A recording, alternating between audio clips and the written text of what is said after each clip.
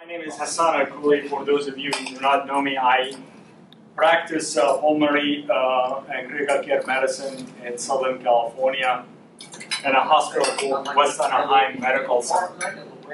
I also got hooked into the clinical documentation program about 4 or 5 years ago, and I adopted that, and I wanted to share the information that I have with you.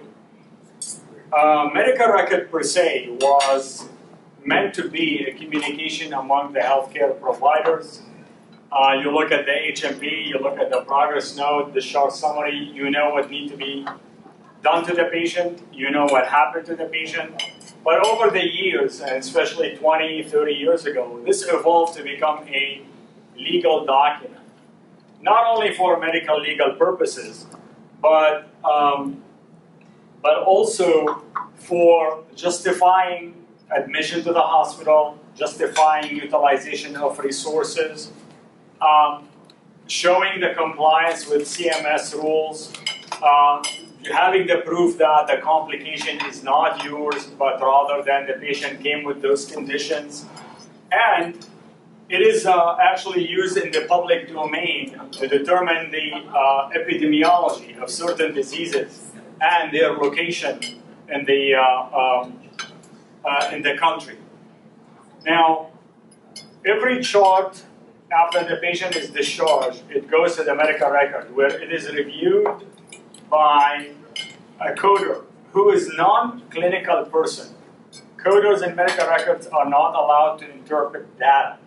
They look at what you wrote and will convert it into numbers. And why do we need to do coding? Because that is easier to store data.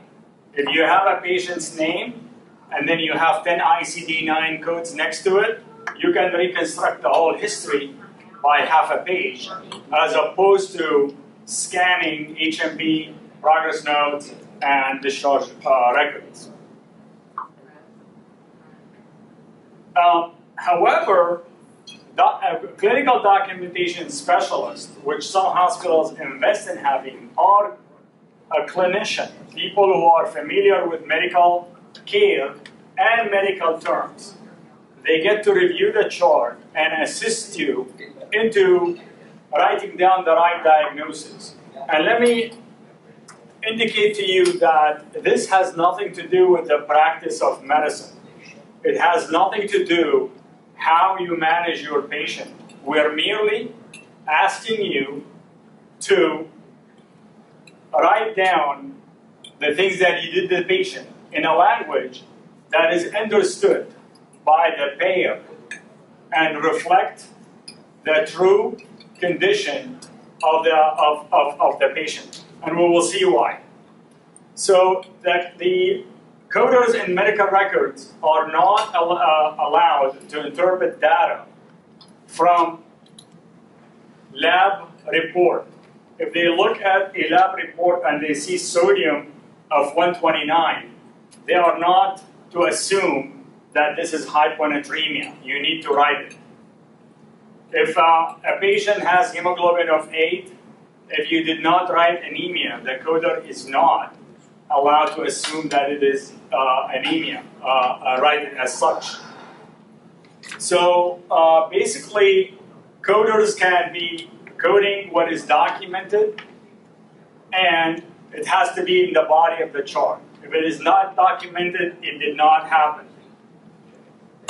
So it has to be clearly and consistently documented in the chart.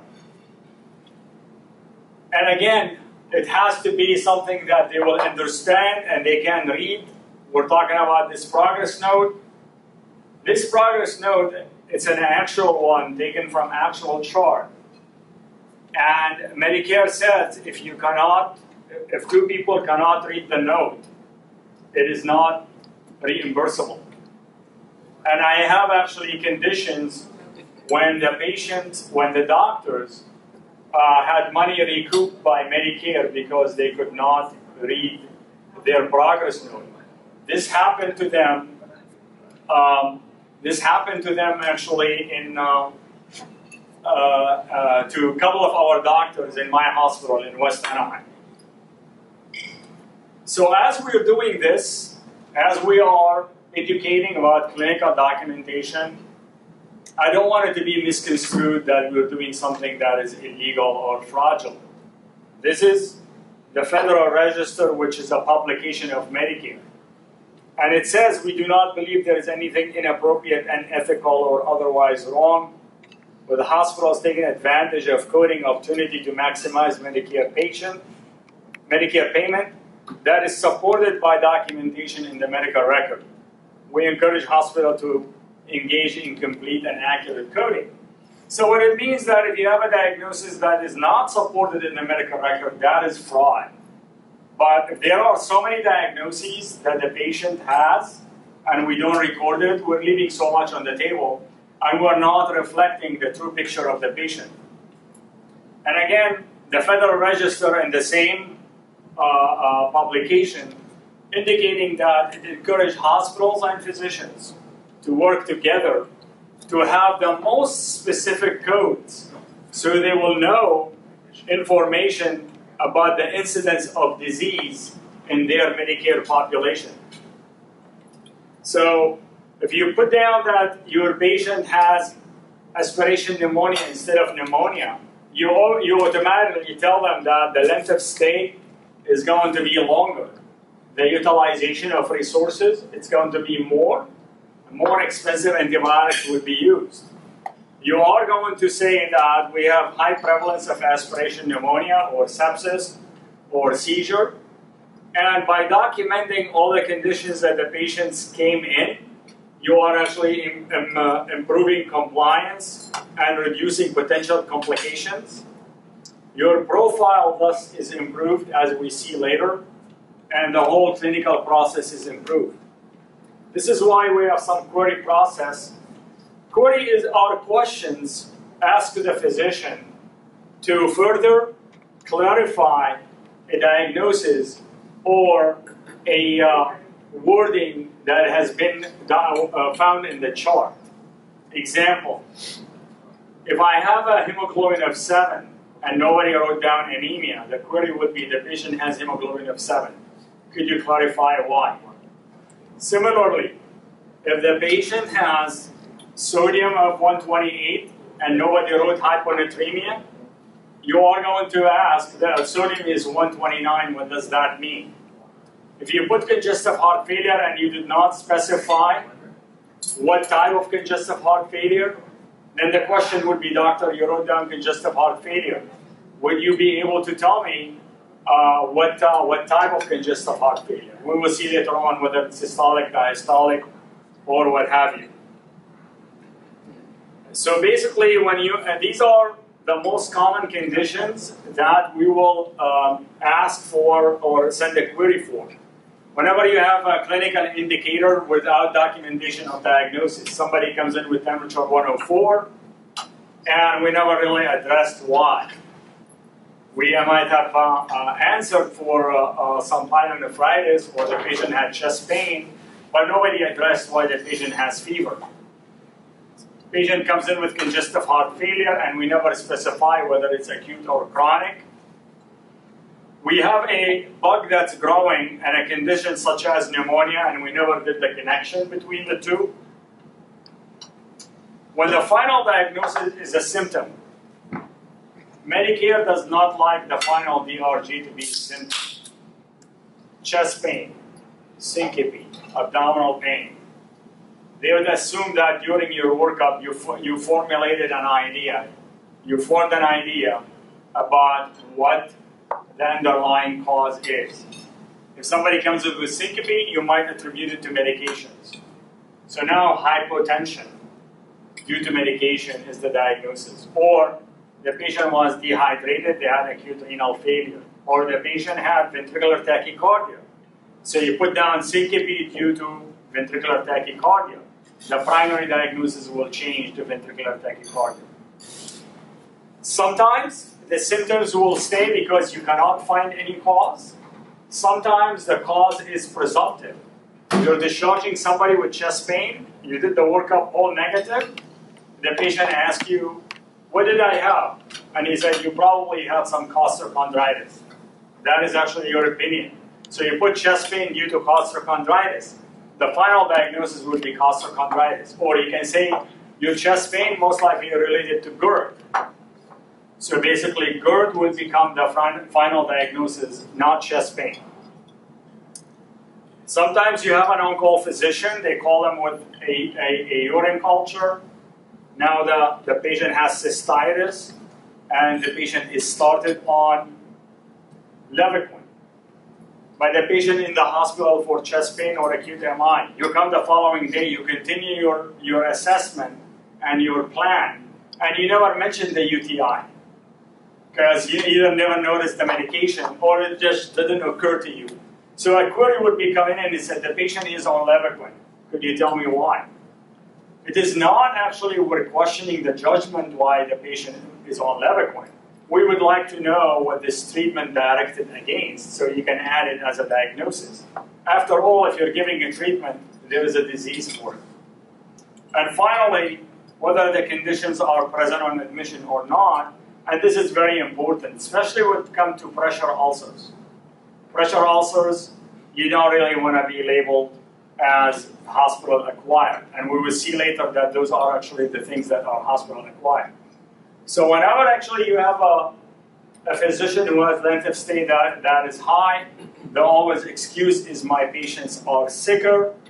We will believe that, except you really need to write down what are they sick with. So I need more diagnoses. Every discharge in the United States, it has 20 elements required to be reported to the Unifor Hospital Discharge Data System. 20 elements, and it's over 2 slides. But I highlighted actually the 3 or 4 that is pertaining to us. The attending physician identification number, the MPI number, the operating physician MPI number, the principal diagnosis, the other diagnosis, or we call them secondary diagnosis, or the procedure and dates and the MPI number of the surgeon. That tells you within few seconds, they'll be able to cross-reference your MPI number with the DRGs, let's say pneumonia. And within seconds, they will know your length of stay, your mortality rate, and your complication for any specific diagnosis. Any specific. So the data is available. And we will see how you can actually get your own data. It's not available to the public yet, but you can get your own. Similarly, actually in the state of Texas, as well as in California, the discharges are reported to the state, and they use this APR-DRG system, all patients refined. And at the end of the analysis, they come up actually with every case with severity of illness or risk of mortality. Severity of illness is how sick the patient is. What about the utilization of resources? While the risk of mortality is the likelihood of dying, of course. So if you don't want to remember anything, I want you to remember from this slide the mortality rate subclass 1. It means that the patient has mortality rate of about 1%. That means the patient should not die. And this is example when you have somebody admitted with appendicitis, acute bronchitis, patients should not die. So severity of illness is the extent of decompensation, and again, utilization of resources, and the length of stay, and the risk of mortality, likelihood of dying. Acute cholecystitis is a case admitted to the hospital. The patient will require to have surgery, so there will be utilization of resources. So the severity of illness is high, but they're not supposed to die, right? But we do know that people with acute cholecystitis can die. That is because they will have complications, or they come too late, or they are septic. Obviously, when you add all these diagnoses to your acute cholecystitis, this no longer will be one. So this is when we get actually major comorbid condition or complications of the disease. We call them CCs and MCCs. That will enhance your risk of mortality. So we'll be telling the other side that this patient was very, very sick. So comorbid condition is a pre-existing condition. And of course, if somebody comes to the hospital, they have congestive heart failure and they're coming in with pneumonia, it's going to take them longer to recover. So that's a comorbid condition or a complication that will take place in the hospital and will prolong length of stay. Both C and C, the comorbid condition and the complication, are expected to increase the length of stay. So if you have somebody with long length of stay, I'd like you to put down every complication or every comorbid condition that they have to justify why they're staying. So basically, about the reimbursement, the hospital need only one MCC, one major comorbid condition, to plateau or maximize the reimbursement. Anything more you add is not going to change the flow of money. There'll be no more money. But the importance of that, putting more and more diagnoses, is the risk of mortality never stops. With every diagnosis you add, you increase the expected mortality. Here's an example.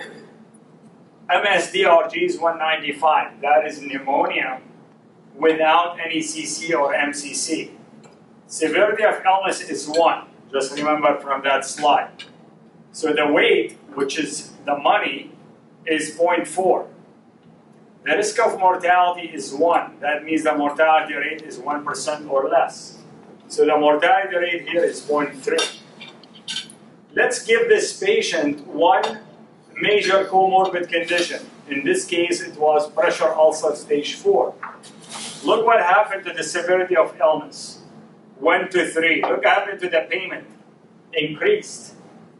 Look what happened to the risk of mortality. Became 2. And this is actually 2.3. So with one MCC, the mortality rate jumped 8-folds. Look what happened when we have 2 MCCs here. We added the severe malnutrition. Look at the weight has not changed.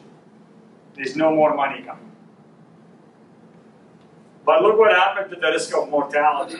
Became 3. The expected mortality rate is 9.2. 4 folds here. So between here and here will be 4 times 8. Will be 32 folds in mortality rate. Increase 32 folds by 2 major comorbid conditions. Similarly, if you have CHF without any other accompanying diagnosis, it will be 1.7 mortality rate. If you have 4 MCCs here, the mortality rate is 36%. It just jumps and multiplies with every diagnosis. And as I talked to you before, it has nothing to do with the practice of medicine. It's how you write, actually, your note. For example, if you put down respiratory insufficiency, respiratory distress, dyspnea, it does not count as any comorbid condition at all.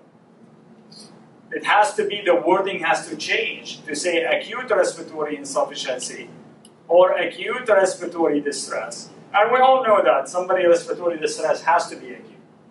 So if you put that acute in front of respiratory distress, it will become actually a comorbid condition. And if the distress happened to be failure, an acute failure, it's a major comorbid condition. So it's a matter of reflecting what you did on paper or on your notes.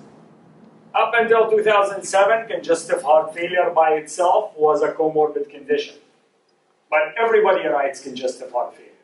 So they wanted to make it more competitive, to differentiate. And they said, actually, to get credit for congestive heart failure as being a comorbid condition, we would like you to specify it further. Acute or chronic, systolic or diastolic, or acute or chronic. See, if you have systolic or diastolic or chronic systolic diastolic, it's a comorbid condition. if it is acute systolic or acute diastolic or acute on chronic, it's a major comorbid condition. This slide is about 60 to 80% of all the CCs and MCCs we use every day.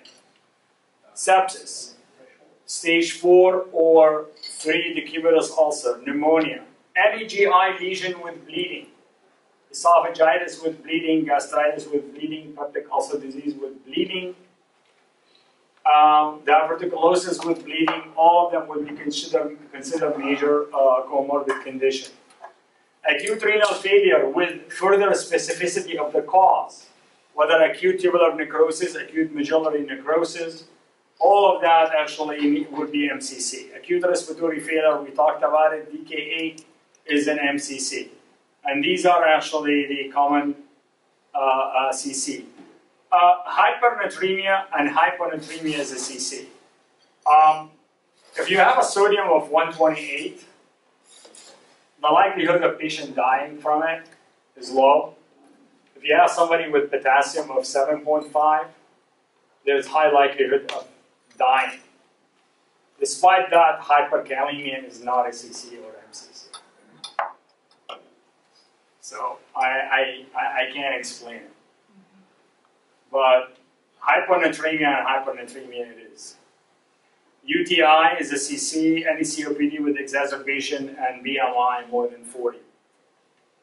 Here is a case of 69-year-old lady with motor vehicle accident, multiple bone injuries, had oxygen saturation of 70%, they put her on BiPAP, did not have to intubate.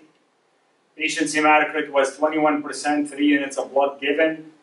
Patient was on vasopressors because of low blood pressure. The BUN and creatinine were 50 and 4, but improved within the first week. 21 days later, patient was transferred to rehab. That's our principal diagnosis. The patient had multiple rib and pelvic fracture. And that is actually the secondary diagnosis. So for somebody who works in the ICU, this is a patient had the mortality rate of about 20-25%. The patient, despite that, survived. But if we look actually at the level of mortality, we find it to be 1. It's 1%. Which is really doesn't make sense. We work hard on this patient. You had down there anemia. Yeah. But it was acute anemia. There it is. Yeah, and the respiratory failure was acute. Right, and why was hypoxemia? Because it doesn't code. The hypotension was shot. So you work on the patient, and this is what I say, that there is no interfering with the practice of medicine. But if you wrote those things, you deprived yourself from the credit that you got on this patient who was supposed to have high mortality rate, but you saved their life. So this is why it is important to pay attention to the coding. Hypoxemia as a symptom is not a disease. The disease is acute respiratory failure. Urosepsis. So if you put down urosepsis and it goes to cystitis, how do you know which one you go to the hospital and which one you treat in the office? It doesn't really make sense. Urosepsis need to be written as sepsis due to UTI. Poorly controlled diabetes, it will code to control diabetes because there is no word poorly in ICD-9. And it's better to put down uncontrolled or list the complications that the patient has. And that's actually very important for the office more than for the hospital, because the office, also Medicare, is going in the future with the HCC, which is similar to MCC in the hospital, but that's for the office. Hierarchical, I actually have a hard time even pronouncing it. Condition category. So basically, they give every chronic disease 0.1. So if you have somebody with hypertension, hyperlipidemia, and diabetes, and no other complication, their score is 0.3, with a median of 1. So either your patient have above 1, or below 1, or at 1. So if you don't really code anything about the patient, you may not get the score except 0.1. But if you put the score or the diagnosis accurately, if the diabetes is uncontrolled, you get 0.34 instead of 0.1. If you put down that the patient, in addition to they have diabetic disease with nephropathy, and you put the nephropathy as an additional disease here, you get another 0.27. COPD in the office is 0.3, angina is 0.2, AFib is 0.27. And suddenly, the same patient you have in the office is 1.4 if you know how to write it. So any complication, one diabetic patient can give you a score of 1.4, 1.5. If they had peripheral neuropathy, vascular disease, renal disease, retinopathy, if they have all of that, it just can be added up. Let me ask, those are added, like if you have a diabetic patient that has diabetic retinal issues and then they have peripheral neuropathy, and let's say they have some, cool feet or something like that, and their creatinine is 2.2 or something like that, I could put 250.9, let's say 2, and then I could name 0.42, 52, 62, 72, whatever, and each of those add. Absolutely. So I could end up with 1.5. You can end up with 1.4, 1.7. Let me ask you one other thing then, because I didn't know that. That's, are you real familiar with ICD-9? Yes. 403.10. 403, that's hypertension, with CKD right. 1 through 4, basically. Right. Would that give any weight if I use that? Because I see a typical patient in there, and it might be 250.92 and 403.10. Would the 10 cover the CKD diagnosis like you used on the prior one, or would it cover the 250.4? Okay. 2, or would it would the 403.10 cover that, or does it need to be put separate? Hypertension and renal disease are considered inherently together. If you put kidney disease and hypertension, they link them to 403. But if you have diabetes and kidney disease, it's not linked. It can be separate. So you can have hypertensive nephropathy, 403, and you have to put diabetic nephropathy to get the credit. The patient can have both. But the problem, not a problem, but the ICD-9 says, pair the kidney disease with the hypertension when they are found in the chart. Do not pair the diabetes and the kidney disease unless the doctor links them. So if I put 250.92 and 403.10, then I'm not getting any. I could just get whatever might be the extra credit for 403.10 and not for the 0.349 of a renal manifestation issue. You get actually both. If I don't put the 250.42, what if I don't? If you don't put it, you're not going to get credit for it. But I'm saying if you put it, 403.10 isn't going to cover that. No, it's not going to cover it. Okay. Wow. It's not going to cover it. This is an added one. Again, you don't link the diabetes. But you know what? You are actually the most informed person I've ever done in 4 years. I know ICD-9 pretty well. Okay. But I'm glad actually I didn't get stumped when you told me 403 because I actually memorized ICD. Yeah. Yeah.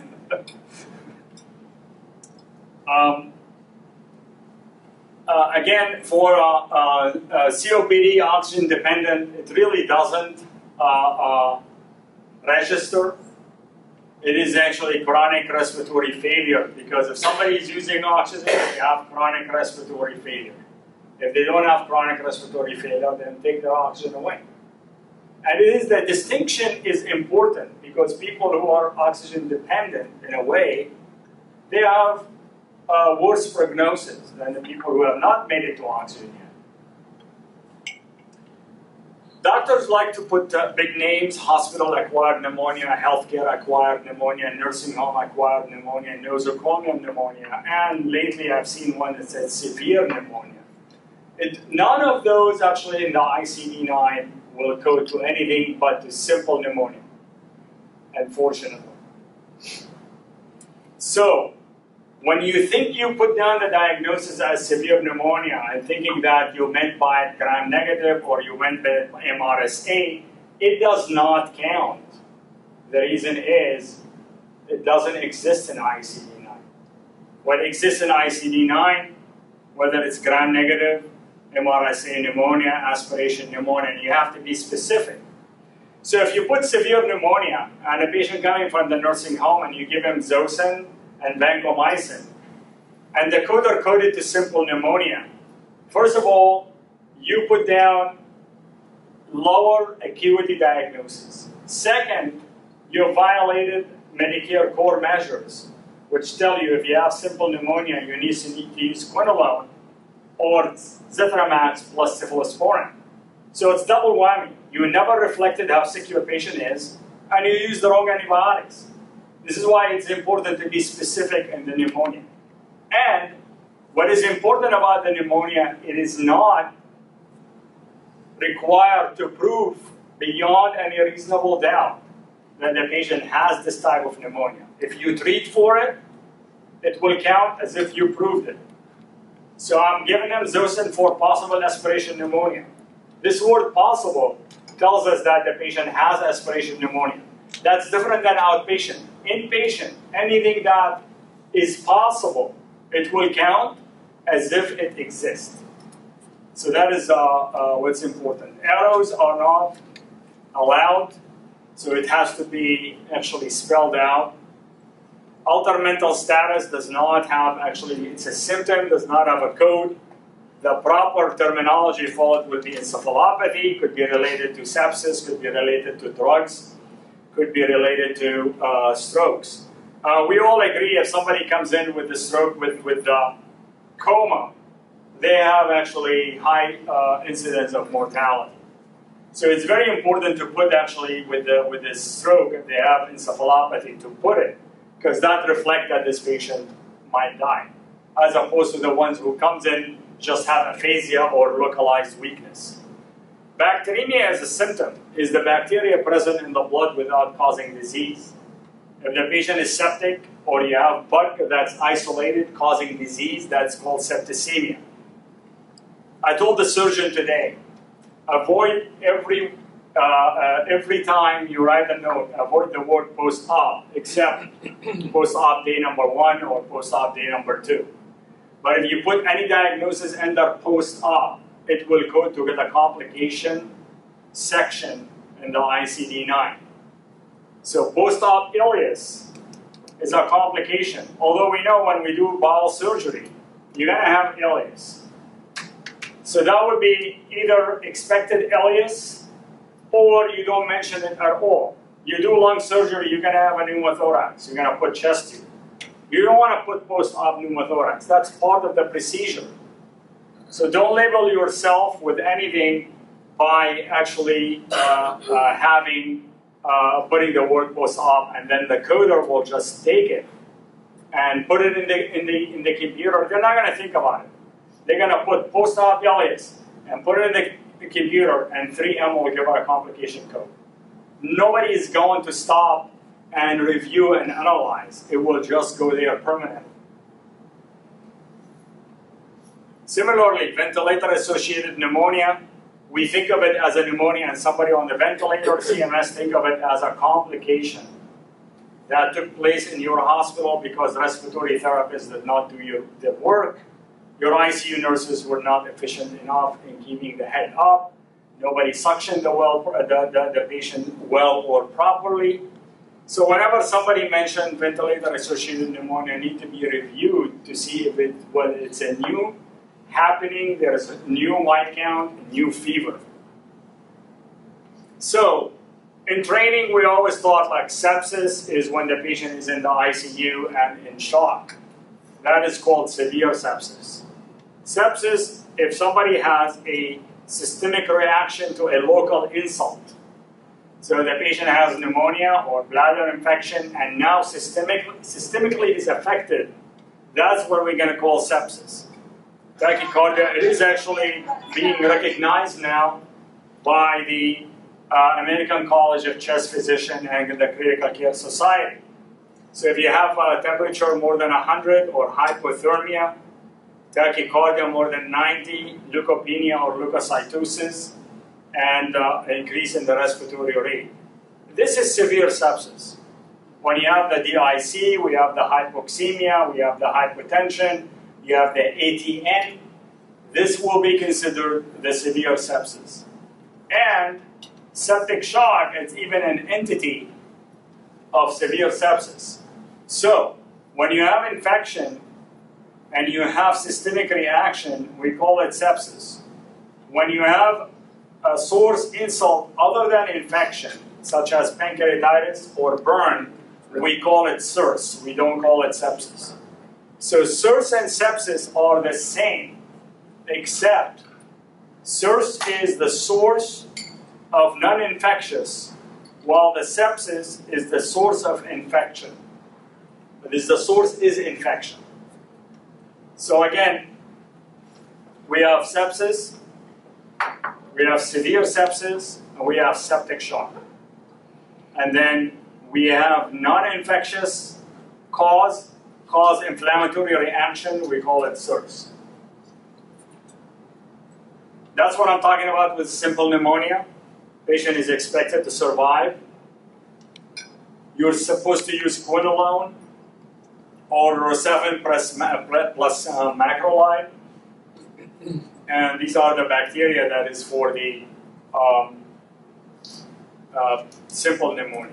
On the other hand, if you suspect that you have any of those pathogens, you can use all the expensive antibiotics. There is no core measures related to those. And that will imply that those patients have high morbidity, high mortality, and they are going to stay in the hospital longer, and you did not violate core measures. These are the conditions for patients who are at risk for having this complex pneumonia. So it's going to be, and by the way, I put it like in code here, complex, because there is no word complex in ICD-9. So we have to specify gram-negative, MRSA, aspiration, Pseudomonas, Klebsiella, or whatever the bacteria that I mentioned. Aspiration pneumonia is very common, and I'm not talking about the gross aspiration or the chemical aspiration. I'm talking about Alzheimer's patients, bedridden patients, post-stroke patients who keep on aspirating their own oral secretions. That is actually a very high or common cause for pneumonia in the elderly. Respiratory failure, we talked about it. We do not have to have somebody on ventilator or BiPAP to call it acute respiratory failure. If somebody comes with pneumonia and their saturation is 85% and you give them 2 liters and the oxygen saturation goes to 94%, by definition they have acute respiratory failure. You could use ABGs, you can use pulse ox, or you can diagnose acute respiratory failure clinically. You walk and you find somebody who's cyanotic, or they're retracting. They have retraction, or they have paradoxical breathing. All their breathing is through their abdomen now because the diaphragm is paralyzed. So you can diagnose this based on clinical observation. Acute renal failure, we talked about it. It used to be a major comorbid condition until 2010. When they said in 2010, you need to be more specific about the acute renal failure to be credited for major comorbid condition. So acute kidney injury or acute kidney failure would be if the serum creatinine change up and down by 0.3, or you have a decline in the urine output to less than 0.5 cc per kilogram per hour for more than 6 hours. Again, all the labs now will give you the GFR, and based on the GFR and creatinine clearance, you can stage your chronic kidney disease from stage from 1 through 5 or end stage, and stage 4 and 5 are comorbid condition. Stage or end stage renal disease is considered to be major comorbid condition.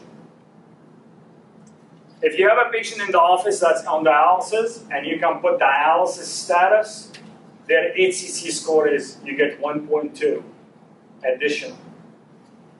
And a lot of times we don't actually write that. We kind of forget to write it. Pressure ulcers, if you have actually stage 3 and 4, that would be considered major comorbid condition. Stage 1 and 2 are neither.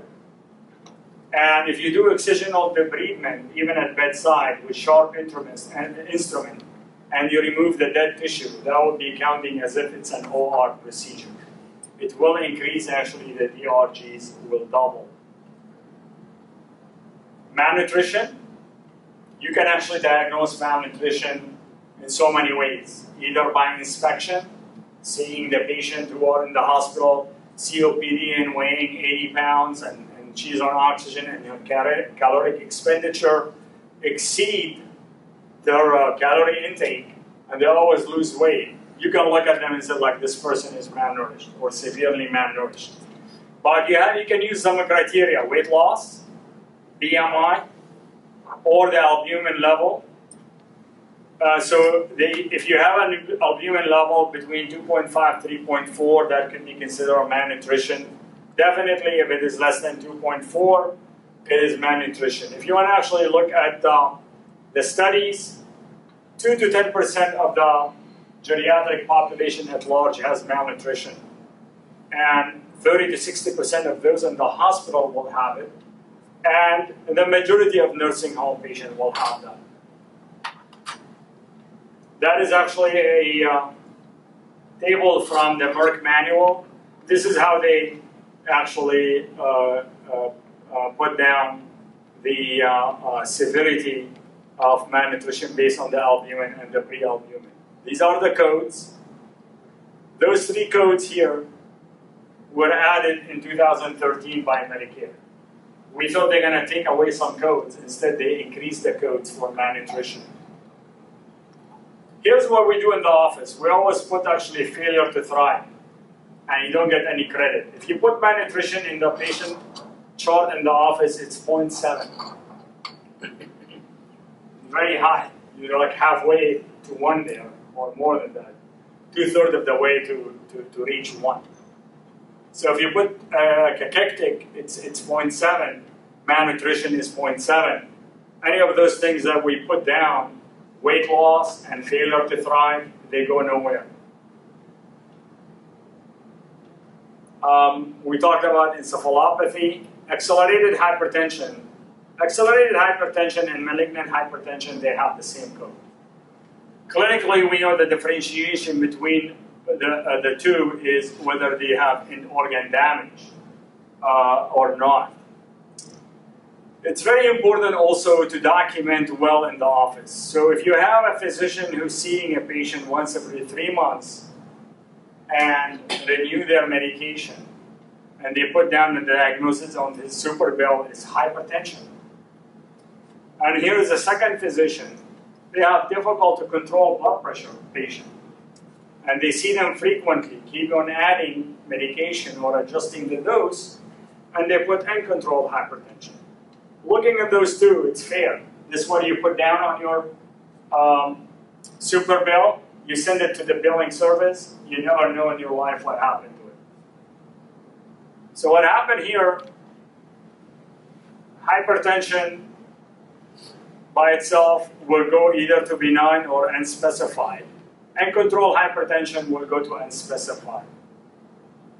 So, on the other hand, if you are the payer, you look at it and say, like, why is this guy seeing the patient once every 3 months, and why is this patient coming every 3 weeks to that doctor?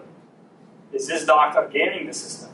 Well, he's not. He had good intention. He did everything right. But when he put down uncontrolled hypertension, he put down a code that doesn't exist in ICD-9. I didn't know before I doing this that if I wrote down uncontrolled hypertension, I did not get my message across. So the Dr. B needed to put down accelerated hypertension to realize that he has higher degree of medical care. Other comorbid condition, hypercoagulable state, any state that will require you to use anticoagulation. Think of any condition you use anticoagulation for, and that would be considered hypercoagulable state. Pathologic fracture is not limited to cancer, but osteoporosis and osteopenia. We talked about VTAC, accelerated hypertension, and CHF. We talked about the GI bleeding, that any lesion without bleeding would be considered comorbid condition. Any lesion with bleeding, and that is actually bolded, it would be considered major comorbid condition. And the problem that happens, somebody comes in with hematemesis, or melanoma, or coffee ground emesis, and you give them blood, you admit them to the ICU, and the GI comes in the following morning and scope the patient, and he said gastric ulcer, measuring 2 centimeters, no bleeding noted. The coder will put it non-bleeding ulcer. Well, no bleeding noted at the time of the scope, but how did the patient get the melanoma? How did the patient get the hematemesis? Why did the patient require transfusion? So you really need to be careful in writing down, gastric ulcer with hemorrhage. It doesn't matter if you saw it bleeding or not. You know the source of the bleeding. These are the conditions that can be MCC neurologically: coma, CVA, encephalopathy, quadriplegia, meningitis, encephalitis, and subdural hematoma, except viral meningitis is not an MCC. So again, why am I doing this? Because back in 2009, Hospital Association, it became a common knowledge now for any consumer to log on this website and get the mortality rate on the hospital. Some states, like in California, they have now websites that you can take a look at, and you put the name of your favorite heart surgeon, and you'll be able to know the mortality rate of that surgeon and the complication rate. Tiered Physician Network, or Physician Compare, Physician Compare, that was initiated in 2012. No data was placed in it until 2014. And they started to put the data for the core measures. So if you are a Medicare provider, you'll find your name on physiciancompare.com. So they started actually down, and this is available to the public, but it doesn't have any other information at this time. Tiered Physician Network, although your Medicare profile is not known to the public, insurance company can buy it. If you pay like $100,000, they give you the profile of every physician there is. And they want and classify you and rate you based on your utilization and your score. So if you are a good utilizer, they put you in tier 1. They make your copay for the patient $10. If they consider you to be a high utilizer, you're tier 2. And the visit will cost about $30 or $40 co-payment for the patient. So they're discouraging the patient of going to you. In 2010, in addition to the mortality rate, Hospital Compare added those 8 conditions. So the consumer will know your blood reaction, whether a surgeon left foreign body and during surgery, whether actually somebody had DKA in your hospital while they are there under treatment, somebody had DVT, whether you have Foley infections, central line infection, somebody fallen and broke a hip, or somebody developed the cubitus ulcer in your hospital. Can I ask a question? Yes. About those complications or those hospital-acquired conditions.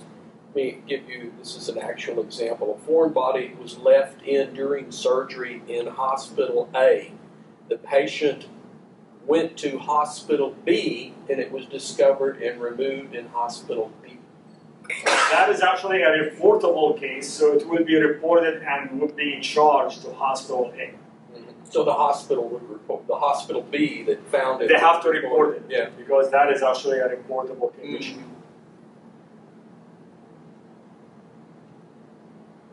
This is how a profile will look like, and I explain it actually later. It has the cases and the procedures, how many times you were as a surgeon.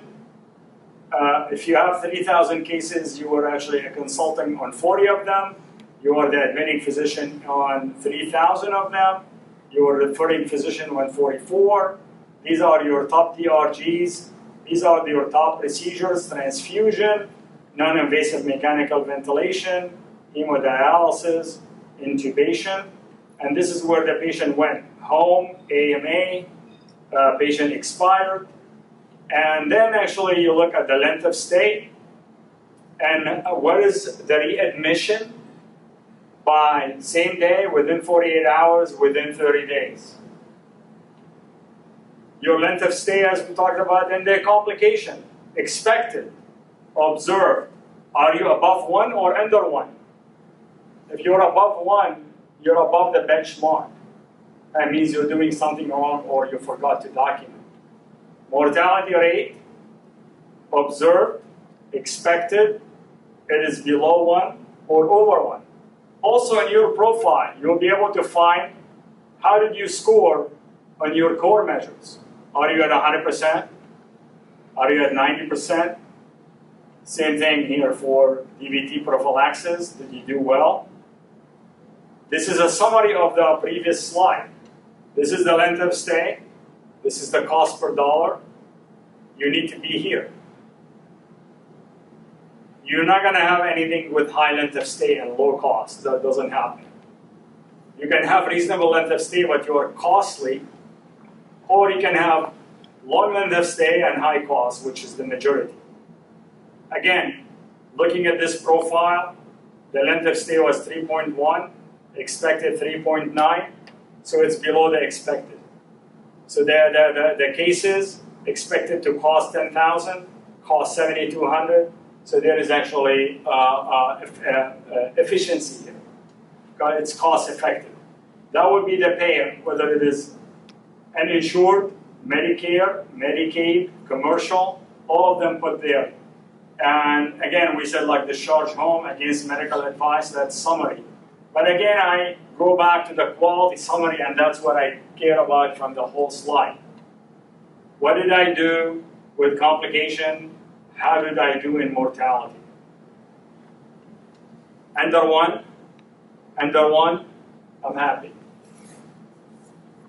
Every 6 months, actually, I go and I check my profile. And anybody in this hospital can go to the medical staff office. I'm sure Prime participate in this program with the Truven, which is a company that extract data, the same data that Medicare gets. With your own password, you'll be able to view your profile. And you'll be able to see for the hospital, how did you fare, and this is whether this is actually in black or red. What were the complications? I mean, how do they determine complications? Are you going back to that post-op stuff, or what does that mean? Okay, what it means, and I'll give you actually examples. What it means is one of your cases, the hospital reported that they developed stage 4 decubitus ulcer in the hospital. Mm-hmm. Or the hospital reported that the patient developed Foley infection. Yes, okay, I'm with you. You know, hospital acquired issue. Has acquired issue. Mm-hmm. So it would be charged to you. Mm-hmm. Even a complication that you're the admitting physician, and the surgeon actually did something. That's right. You still actually you are going to be responsible with that. Yes. So I really every 6 months I just go log on and check the profile to make sure I didn't jump over 1.